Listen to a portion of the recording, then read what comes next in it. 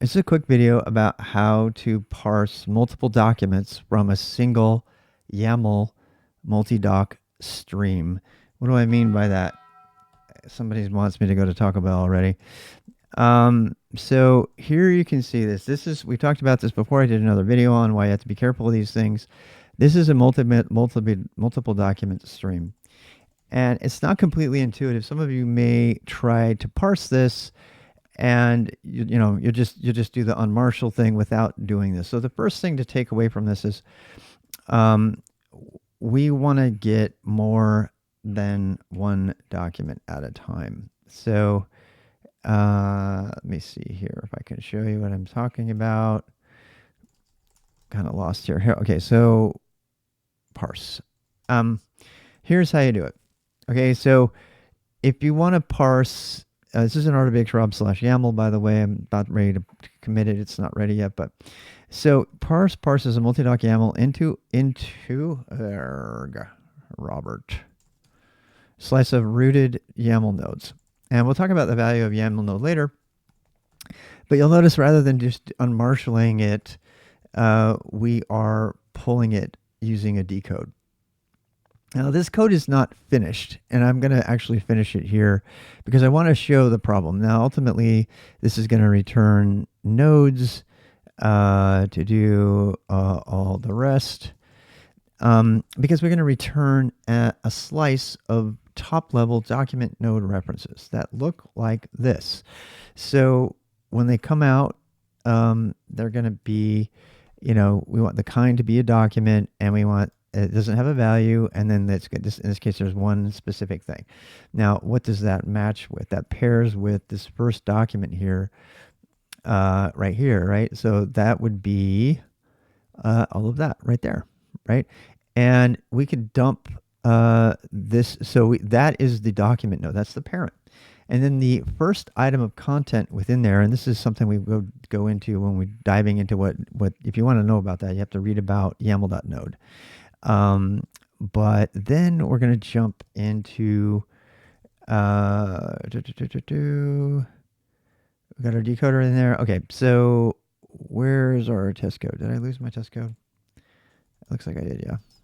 All right, so YAML_test. Oh no, there it is. Bad Rob. All right, so here's our test code, and let's see, just for giggles and grins, what is the first item under there, right? So let's say, so we have a document of one. Let's print out the doc.content 0. We know it has one item. In fact, they all are going to have one item, actually almost all of them. That will print nil if there's not there. So let's actually do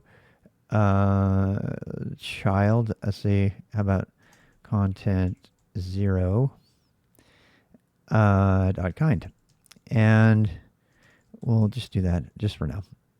Dot kind. And we have a way to look up the strings that we added because otherwise they're just constants. So what does that produce? So we can see that the encapsulating node is always a document. And that's really important because we need to have those metadata and stuff associated with that. And then we have value, the length of the content is 1, and the top level is mapping. In this particular case, I mean, this is a generic test right here. But so yeah, don't do that. Don't do what Willfulness posted. Please don't do that.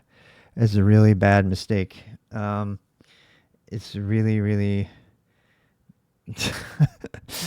people, there's a ton of crap all over the internet with regard to YAML, and it's all wrong. And be extremely careful, especially with Go.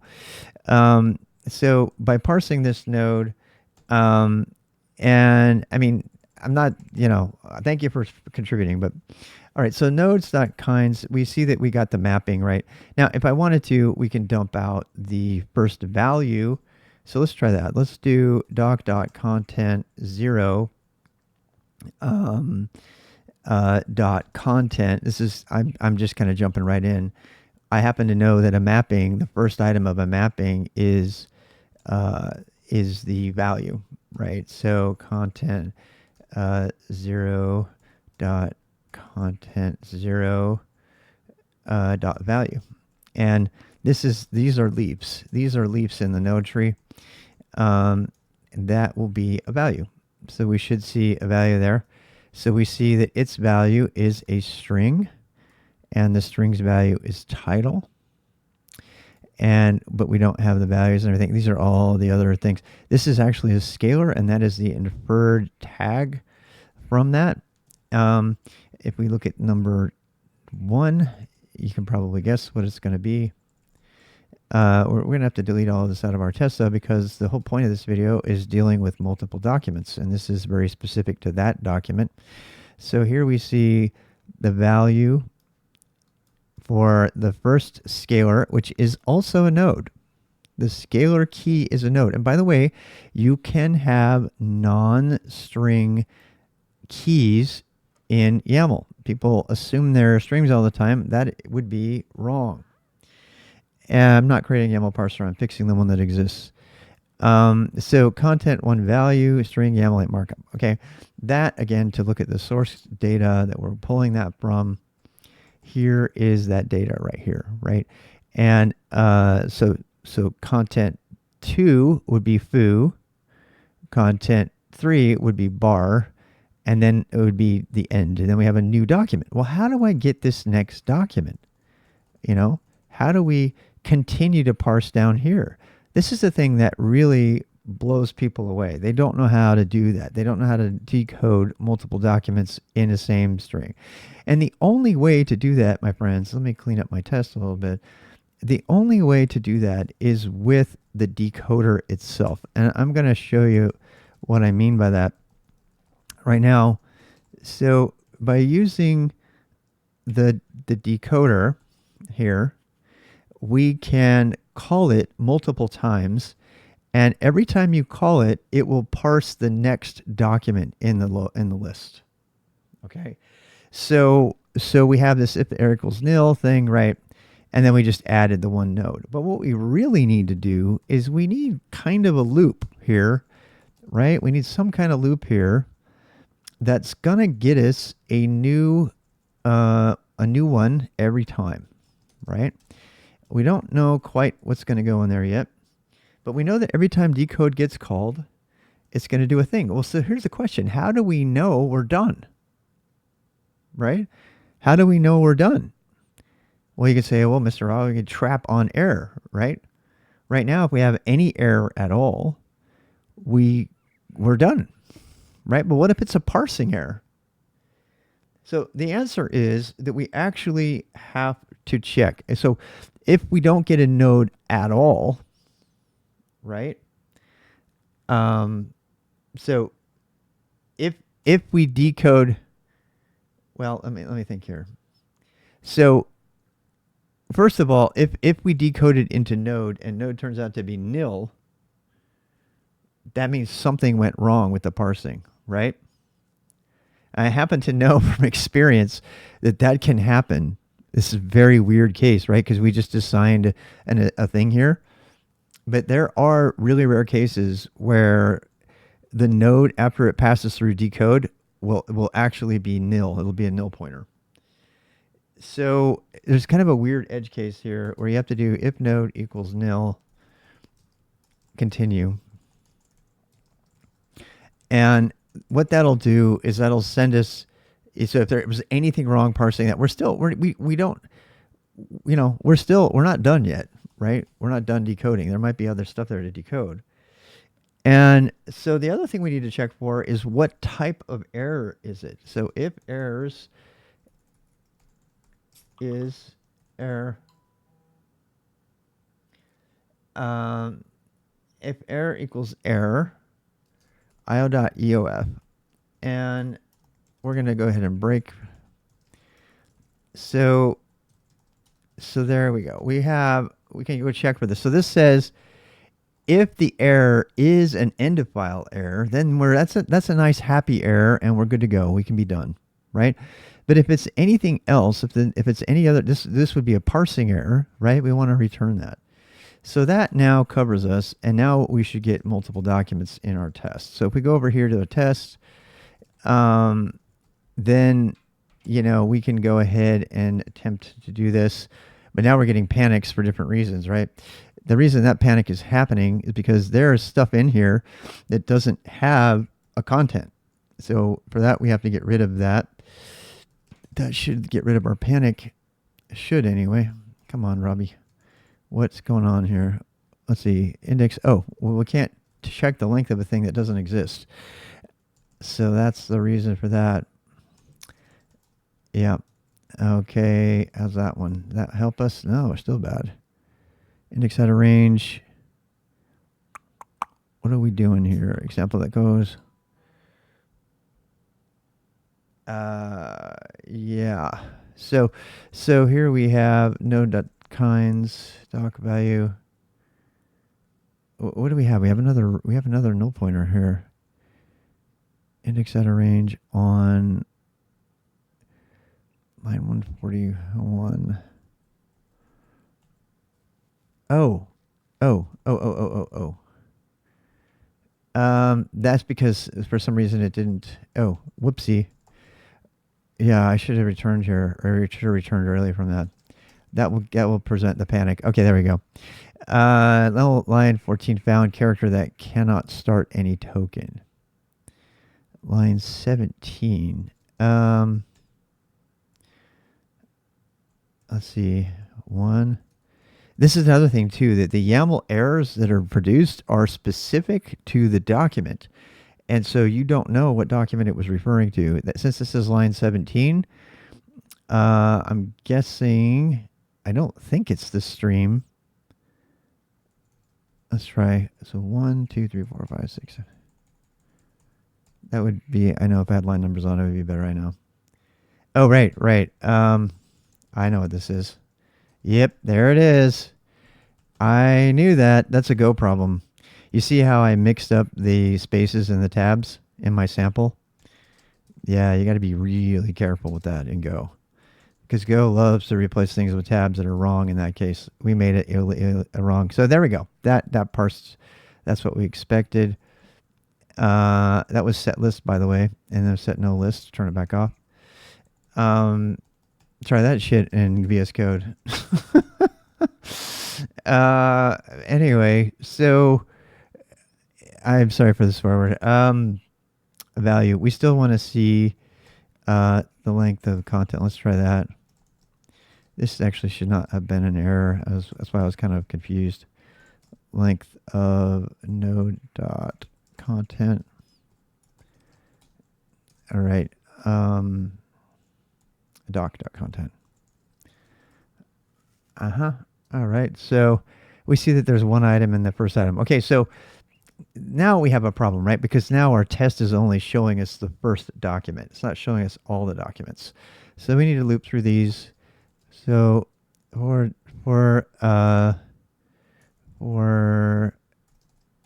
doc range docs,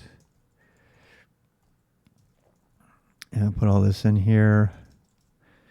Okay, so there we go. We got all of our documents. You can see that they're all documents, though. Do they all have a content length of 1? Yes, every single one of them has a content length of 1, which means that we can grab what the type is.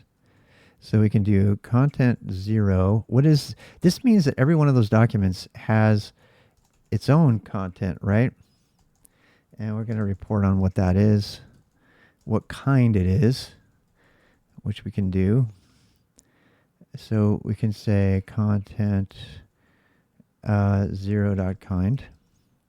And again, we've created a strings map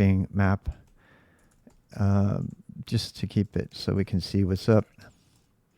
So now we have well, there we go. Okay, so you see we have a map. Whoops, why is there yeah, we don't need that. All right, so here we see what we were expecting. We see that that's where we kind of are looking for the type, right? So the first one is we have a document, and then the first item in the document is a mapping. The next one is also a mapping. The third is a mapping. The fourth is a scalar. It's just a scalar.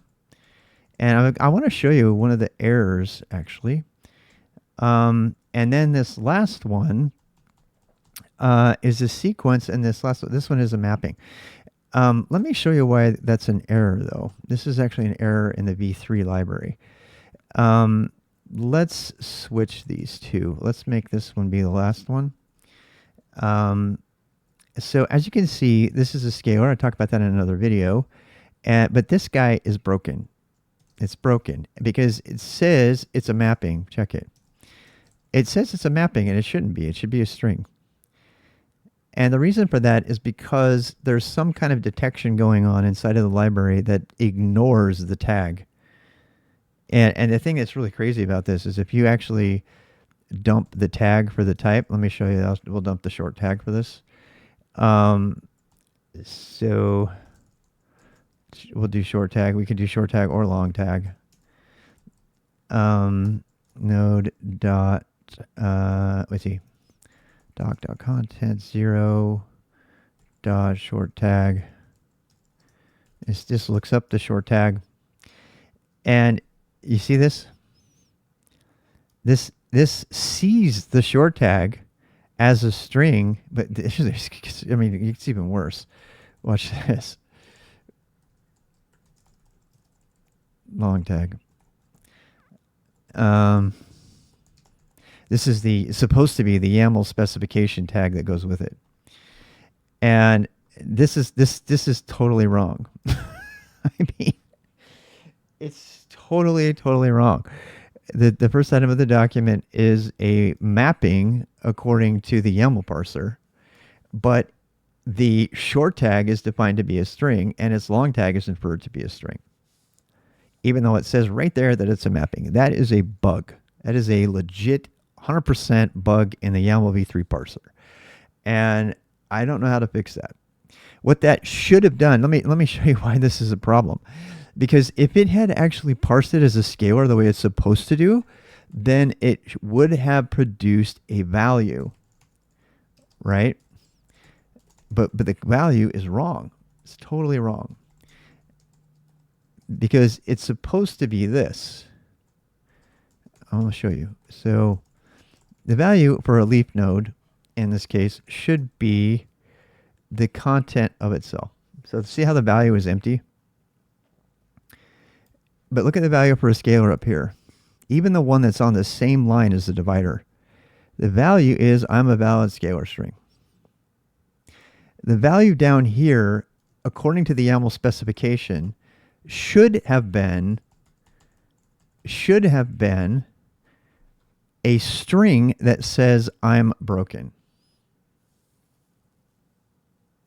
That's what it should have been. So if we were going to actually pass this test, actually let's do that. Let's dump all of this stuff in here, and then I'll take this use case out, and because I want a test case, I want to create a test case for this error because I want them to fix this. This is a bad problem. Let's actually put that in our example test here. So I'm going to dump all that in here.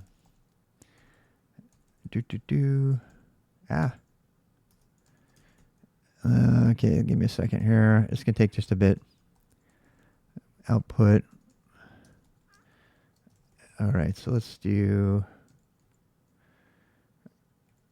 sorry, let's see. Test, output, test, yeah. All right. Oops.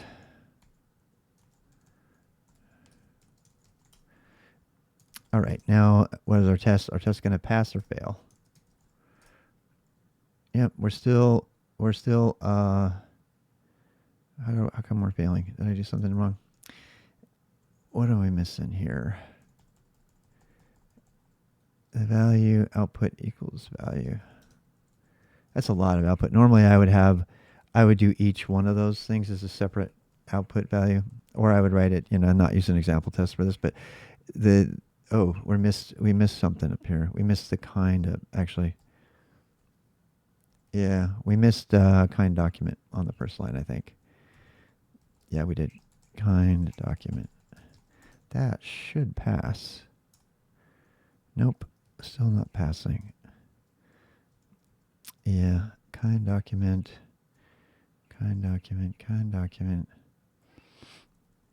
It might be out of order, actually.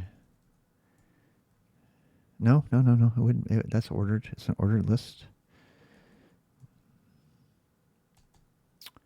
Huh. I don't know.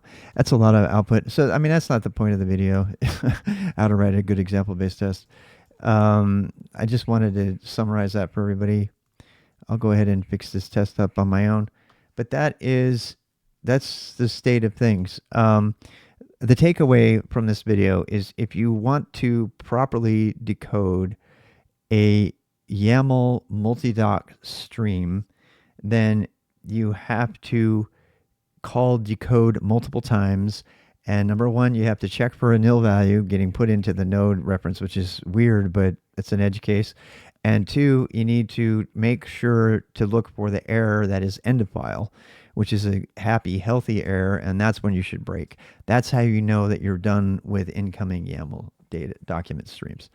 Also know that that tags are broken in some edge cases. So if you're depending on the YAML v3 parser and you're using extensive tags in your YAML, which honestly in 2024, why are you doing that? Just use YAML like JSON and call it a day. Maybe use aliases. There's other videos on that, but hopefully that'll give you a sense of how to iterate through and how to parse each one of the documents in a multidoc string. I think one of the morals of the story here is stop assuming that anything with a .yaml suffix is a single YAML document. A lot of times a .yaml file has multiple documents in it, especially in the cloud native world. So stop assuming that and start parsing with the assumption that there's multiple documents in there, unless you're absolutely sure there's only going to be one document. That's all.